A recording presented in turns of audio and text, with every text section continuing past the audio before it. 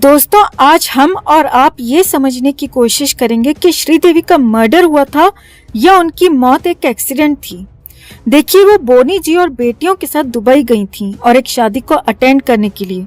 कुछ दिनों तक ये सब उस शादी में बिजी रहे और फिर 24 फरवरी 2018 को बोनी जी अपनी बेटी के साथ मुंबई चले गए। मुंबई पहुंचकर उनको श्रीदेवी की बहुत ज्यादा याद आने लगी और उन्होंने श्रीदेवी को फोन किया और कहा कि मैं आपको बहुत मिस कर रहा हूँ, मैं आपको बहुत प्यार करता हूँ। और अचानक बोनी जी में 18-20 साल के लड़के की आत्मा घुस गई और उन्होंने डिसाइड किया कि वो सीधा दुबई जाएंगे, श्रीदेवी जी को बिना बताए और उनको सरप्राइज देंगे और उनको बताएंगे कि वो उनसे कितना प्यार करते हैं। अच्छा, इधर जब बोनी जी अपनी बेटी के साथ मुंबई चले गए तो श्रीदेवी दुबई के जुमेरा एमिरेट्स टावर्स होटल में शिफ्ट हो गई, रूम नंबर 2001 में। तो बोनी कपूर के मुताबिक वो होटल में पहुंचे 6:15 बजे शाम को और उन्होंने श्रीदेवी को सरप्राइज दिया और दोनों ने एक दूसरे को हग किया, किस किया और दोनों ने तकरीबन 15 मिनट तक बातें की। तो जब श्रीदेवी ने बोनी कपूर से 15 मिनट तक बातें की तो इसका मतलब ये बिल्कुल क्लियर है कि श्रीदेवी जी बिल्कुल सही सलामत थी, होश में थी, एकदम चंगी थी। अब बोनी जी ने उनको कहा कि मैं आपको डिनर पर लेकर चलता हूँ, आप तैयार हो जाओ। श्रीदेवी बाथरूम में चली गई फ्रेश होने के लिए और बोनी जी क्रिकेट देखने में मस्त हो गए। और वो क्रिकेट देखने में इतने मस्त हो गए दोस्तों कि तकरीबन 1.25 घंटे तक उनको श्रीदेवी की याद ही नहीं आई। उनको ये याद ही नहीं रहा कि श्रीदेवी बाथरूम के अंदर गई थी। कमाल है बोनी सर, ऐसी कौन सी सोच में डूबे हुए थे। खैर, वो तो आपको पता होगा, बट 6:15 से 8 बजे तक जब श्रीदेवी बाहर नहीं आई तो बोनी जी ने वहीं से बैठे बैठे आवाज लगाई कि आप कहाँ हैं।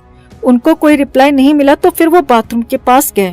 उन्होंने फिर आवाज लगाई, उनको फिर भी कोई रिप्लाई नहीं मिला तो फिर उन्होंने दरवाजा खटखटाया, नॉक किया। बोनी सर, जब आप आवाज लगा रहे थे और आपको अंदर से कोई रिप्लाई नहीं मिल रहा था तो फिर आप दरवाजा क्यों नॉक कर रहे थे? आपको सीधा दरवाजा खोल देना चाहिए था।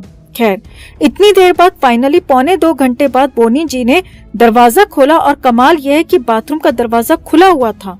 तो बोनी जी अंदर गए और बोनी कपूर जी ने देखा कि श्रीदेवी जो 5 फीट 7 इंच की थी वो 5 फीट 1 इंच के बाद टब में डूबी हुई थी। कमाल है सर, आप प्रोड्यूसर बढ़िया हो पर स्क्रिप्ट राइटर बढ़िया नहीं हो सर।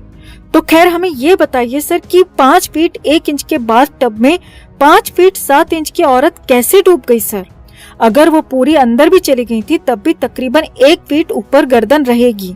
और डूबने का तो मतलब ये है कि जहाँ आदमी हाथ पैर मारता है, बचने की कोशिश करता है, बट इतना ज्यादा पानी होता है कि अपने आप को बचा नहीं पाता, डूब जाता है। तो श्रीदेवी उस बाथ टब में कैसे डूब गई सर, जिसमें सिर्फ 1 या 1.5 फीट पानी होता है? हमें ऐसा लगता है सर कि श्रीदेवी शायद जानबूझकर मुड़कर सिकुड़कर पानी के अंदर बैठ गई होंगी डूबने के लिए, क्योंकि और तो कोई तरीका बनता ही नहीं सर, है ना सर? कमाल है सर, आप प्रोड्यूसर बढ़िया हैं बट स्क्रिप्ट राइटर बढ़िया नहीं है सर। खैर, तो इसके बाद बोनी जी कहते हैं कि वो घबरा गए और उनकी समझ में नहीं आया कि क्या करें। कमाल है सर, बीवी से इतना प्यार करते थे फिर भी बीवी के मरने के बाद आपको ये तक समझ में नहीं आया कि क्या करना चाहिए। एक्चुअली सर, हम आपको बताते हैं कि अगर कोई नॉर्मल आदमी वहाँ होता तो वो क्या करता।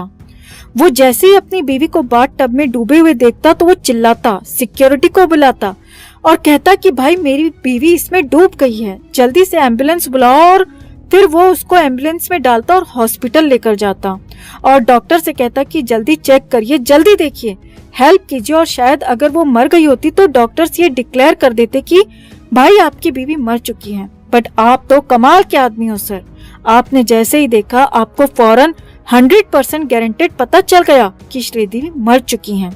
उनको कहीं हॉस्पिटल वगैरह ले जाने की बिल्कुल जरूरत नहीं है। कमाल है सर, आप प्रोड्यूसर बढ़िया हो बट स्क्रिप्ट राइटर बढ़िया नहीं हो सर। खैर, तो उसके बाद बोनी जी सुबह के 3 बजे तक यानी 7-8 घंटे विचार करते रहे, सोचते रहे कि बोनी जी करें तो क्या करें। और इस बीच उन्होंने अपने कई दोस्तों को फोन किया और उनको बताया कि भाई श्रीदेवी जी 5 फीट 1 इंच के बाद टब में डूबकर मर गई, मैं क्या करूं।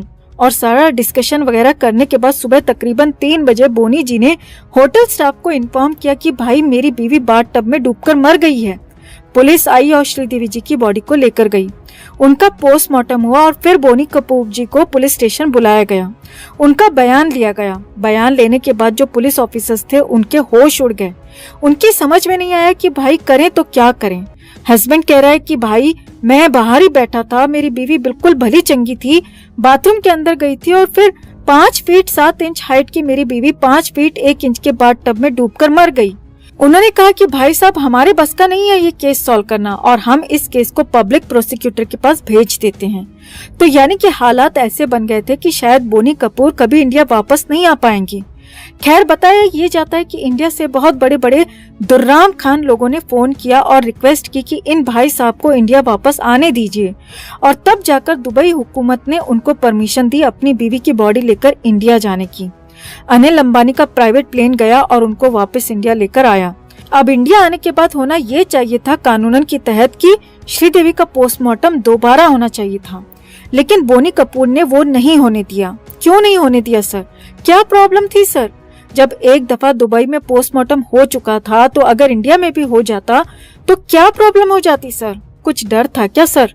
खैर, तो बिना पोस्टमार्टम किए ही कानून का उल्लंघन करके श्रीदेवी का अंतिम कार्यक्रम कर दिया गया। अब आप लोग ये दीप्ति जी का फोटो देखिए बोनी कपूर और श्रीदेवी जी के साथ। ये श्रीदेवी जी की बहुत बड़ी फैन है और इन्होंने सुप्रीम कोर्ट में केस डाला हुआ है कि श्रीदेवी का मर्डर हुआ है। दीप्ति जी ने कुछ पेपर्स भी सुप्रीम कोर्ट में सबमिट किए हैं, आप जरा उनको भी देख लीजिए। दीप्ति के मुताबिक ये report ministry of health Dubai की है और इसमें क्या लिखा है जरा गौर से पढ़ लीजिए, आपको पता चल जाएगा कि श्रीदेवी के साथ क्या हुआ था। ये रिपोर्ट दीप्ति ने सुप्रीम कोर्ट में भी सबमिट की है। अब इस केस की जो सबसे खास बात है दोस्तों वो हम आपको बताते हैं। श्रीदेवी की एक इंश्योरेंस पॉलिसी थी 240 करोड़ की और उस इंश्योरेंस के पैसे बोनी कपूर साहब को तभी मिल सकते थे अगर श्रीदेवी दुबई में या गल्फ में कहीं मरे। और बोनी जी का तो आपको पता ही है कि वो जिंदगी भर कर्ज में डूबे रहे हैं। जब सहारा श्री का कर्जा उनके ऊपर था तो सहारा श्री जेल पहुंच गए और जब उन्होंने कहा कि भाई मुझे पैसे चाहिए तो बोनी कपूर जी के पास चले गए। जी से लेकर सहारा को फारिग किया और बोनी कपूर की बदनसीबी देखिए कि उसी वक्त में जी के साथ भी प्रॉब्लम्स शुरू हुई। तो जाहिर सी बात है कि जी ने भी बोनी कपूर पर प्रेशर डालना शुरू किया कि भाई साहब सब लौटाइए। उसी वक्त में श्रीदेवी जी की दुबई में मौत हो गई और दीप्ति के मुताबिक वो 240 करोड़ रुपए बोनी कपूर को मिल गए और वो मिलते ही बोनी कपूर जी फुल फॉर्म में आ गए। हिंदी में भी फिल्म प्रोड्यूस कर रहे हैं, मलयाली में भी फिल्म प्रोड्यूस कर रहे हैं, तमिल में भी फिल्म प्रोड्यूस कर रहे हैं, मतलब उनकी बल्ले बल्ले हो गई। दीप्ति जी के मुताबिक वो इस केस का सच सामने लाने के लिए लड़ती रहेंगी। हमारा सैल्यूट है दीप्ति जी को जो अब तक श्रीदेवी को इंसाफ दिलाने की कोशिश कर रही हैं, जबकि उनकी बेटियां चुपचाप बैठी हुई हैं। खैर दोस्तों, अब आप ये डिसाइड करिए कि श्रीदेवी का मर्डर हुआ था या उनकी एक्सीडेंटल मौत थी। हमने आपको सब कुछ बता दिया है जो दीप्ति जी अपने केस में कह रही हैं। आप भी अपनी बात कमेंट में जरूर रखिए। वीडियो को लाइक और शेयर कर अपना प्यार और सपोर्ट भी जरूर दिखाइए। चैनल को सब्सक्राइब कर चैनल के साथ जुड़कर हमारी आवाज बनिए।